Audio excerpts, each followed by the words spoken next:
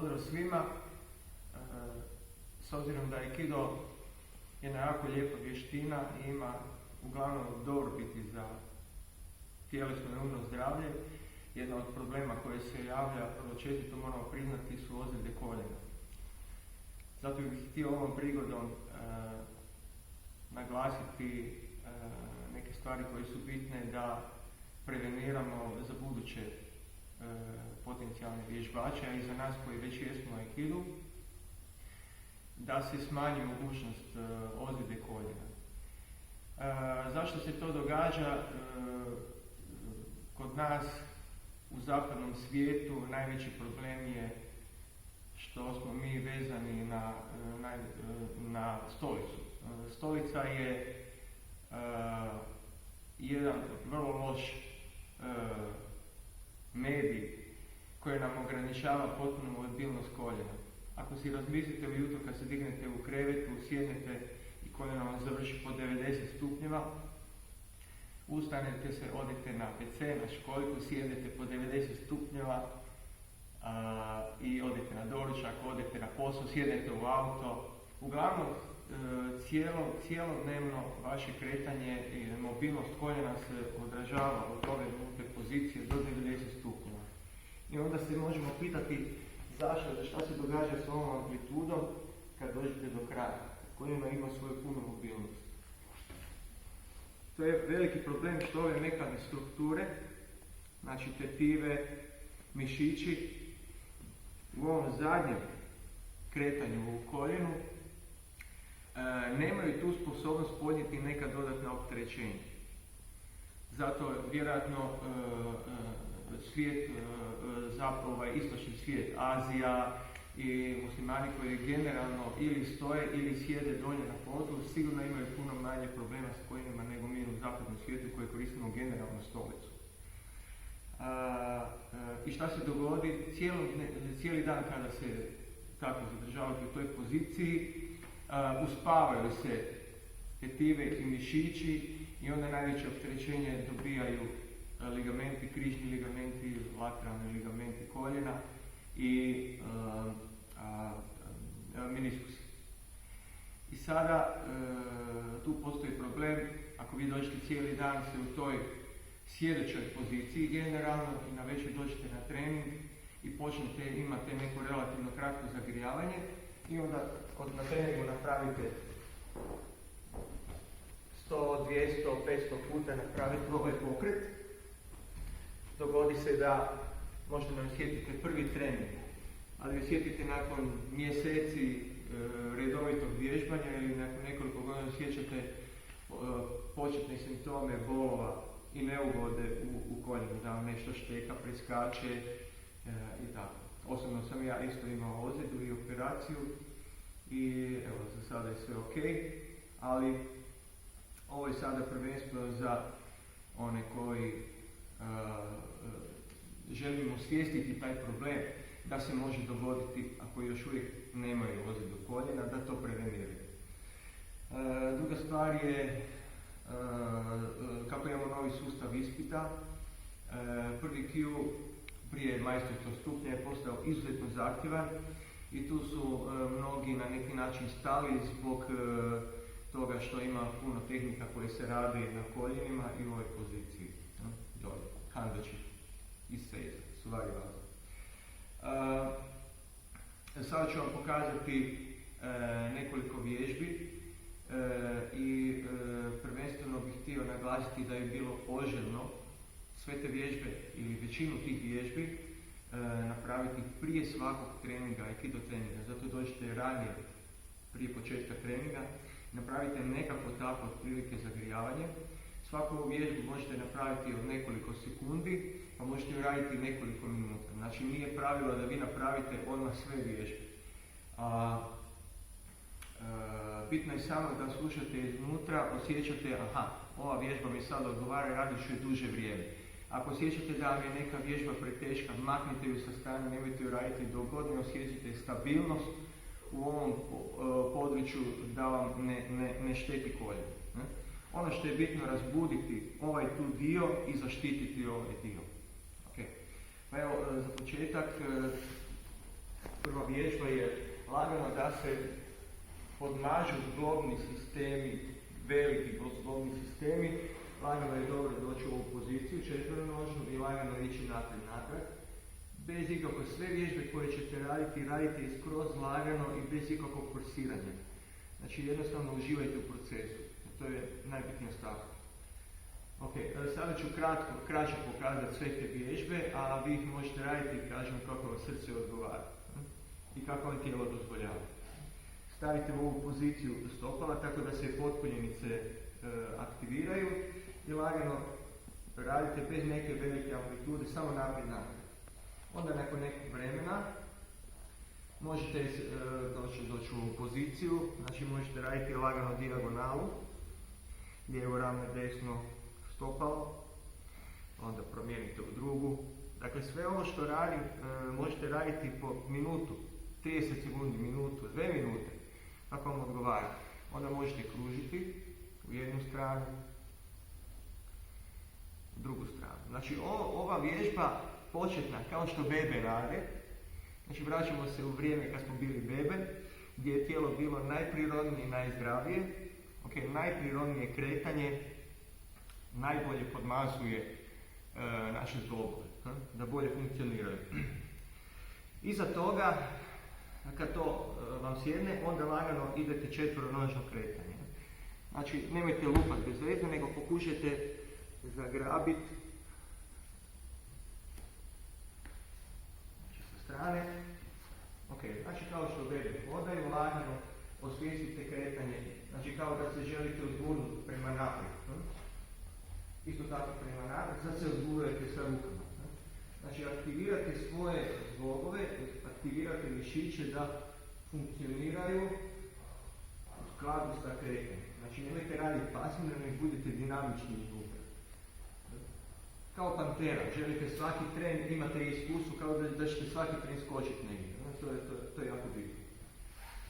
Kada to napravite, onda lagano dođete, opet malo još da podmažite svoje zglobove i onda lagano počnete ići niže dolje. Ako osjetite da vam koljena dozvoljavaju, lagano sjednete do kraja, spružite ruke kao mačka i lagano se istegnete. To još malo i utječe na izdjelicu, da stegne kao i za ramen i ovo, cijelo vaše tijelo.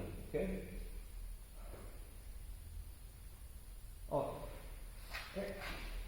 Onda iza toga lagano dođete u ovu poziciju i lagano radite istezanje nožnih prsti. Zašto je ova bitna jako vježba?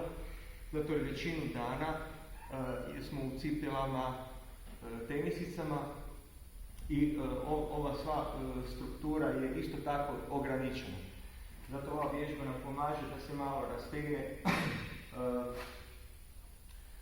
isto mišići i mekane strukture oko skočnog zgloba. Pokušajte malo dulje zadržati ovu poziciju i lagano raditi tako da se rasteže nožni prsti.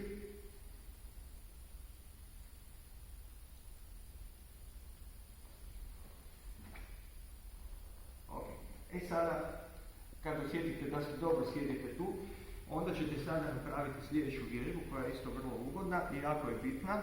Znači, odavde oslonite se na ruke i dođete u završnu poziciju za šiko. I lagano osjetite da se fino sve otvara i da su koljena. Znači, peta uz petu, osjetite da je koljeno skroz savijeno, vratite se natrag pa drugu stranu. Lijepo. Cijelo vrijeme radite tako da podsjećate mišiće i tetive da rade, da se aktiviraju.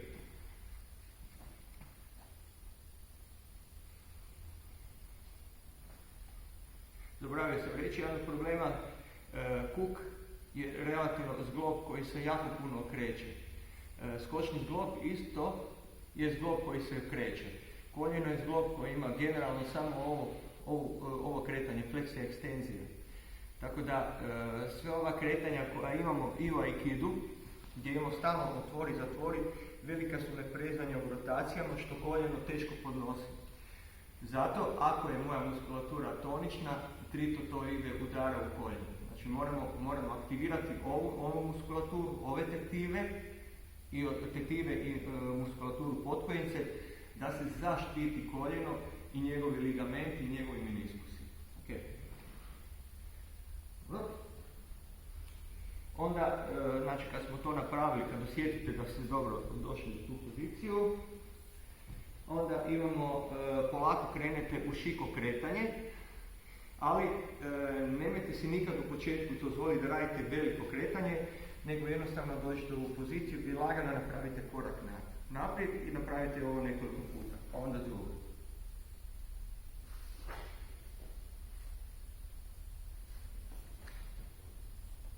Isto tako natrag. Mala kretanje, skroz malo. Pokazati u pravcu. Znači, vrlo malo.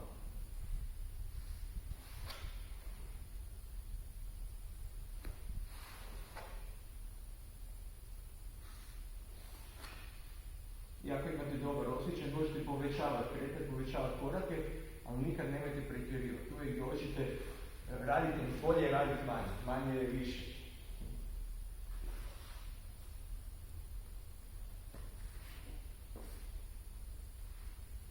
Okay. Sljedeća vježba. Sljedeća jako dobra vježba je lagano kliziti sa strane, znači sad nemam kimono, odnosno dio dogija.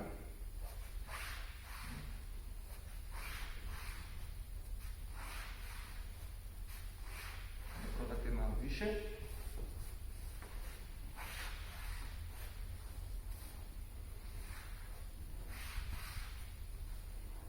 A možete lagano ako želite kretati u krug.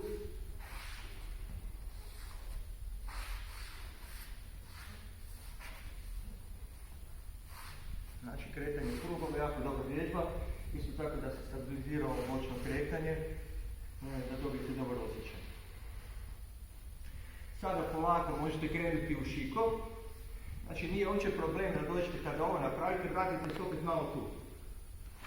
Vratite se da se malo potkoljenice stopalo odmore, osjetite i stegnete, znači nemojte biti rogovi redoslijeda vježbi. Osjetite, čim osjetite da vam nešto nedostaje, možete se vratiti u neku vježbu koja vam više odgovara. Svejedno, vratite se tu. Okay, znači, bilo što od prije što se radi, dihanje, možete opet ponoviti. Sljedeće što se radi je, znači, lagano probajte šiko, veliki, znači, što radimo, i to ne brže. Skroz, polako radite, osvješteno korak po korak. Kao što se radi taj čist. Okay. Znači kontrolirajte svoje kretanje. Osjetite svaku poziciju, osjetite jasan stop na kraju. I onda, ako osjetite da se tu dobro osjećate, onda možete raditi i još probajte napraviti i okret. Ako vam odgovara,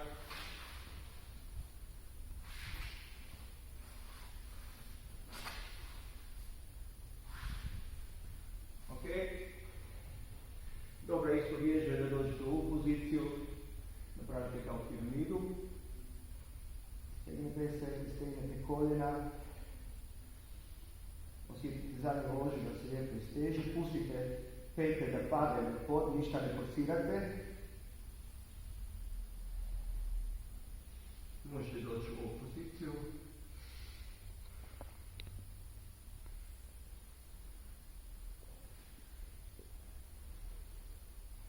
Ok, i sad možete doći malo u sumo pozicije, lagano koljeno van, otvorite zdjelicu, otvorite prsa, otvorite tijelo. Ako vam je teško osjetiti da su vam pete na podu, možete i raširiti, možete doći u ovu poziciju i osjetite da se ovo lagano otvara.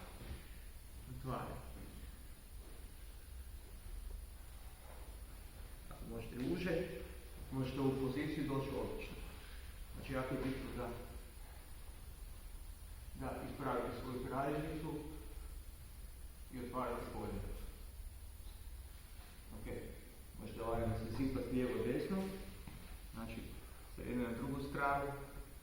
Ovo isto fina vježba. Znači to nije nikakav borbeni gard, nego samo kreiranje odnosa unutar tijela. Igrajte se sa svojim tijelom, igrajte se sa svojim zglobovima, uživajte ko mala beba. Uživajte u procesu. Ok, i onda iza toga spojim pete, otvorim van, otvorim prsa tijelo.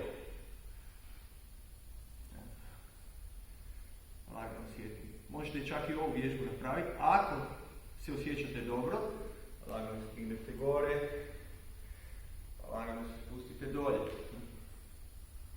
Osjetite da ste stabilni, čvrsti, da vam zdjelica aktivno radi. I onda iz ove pozicije lagano zatvorim. Pa otvorim, zatvorim, otvorim, otvorim. Znači puno ovih elemenata radimo na treningu, samo što vrlo često radimo prekratko. I onda je problem relativno nezagrijani, da stavimo dalje sa treningom i ulazimo u neke pokrete koji naši još, odnosno neka kretanja koje naše tijelo još ne može apsorbirati. I onda se vrlo često zbog toga dogodi ozljeda. To. I ako sad osjećate se na kraju prije treninga jako dobro, možete napraviti normalno šiko, meni je to malo teže zbog nemam nogi. Ok, sa okretom.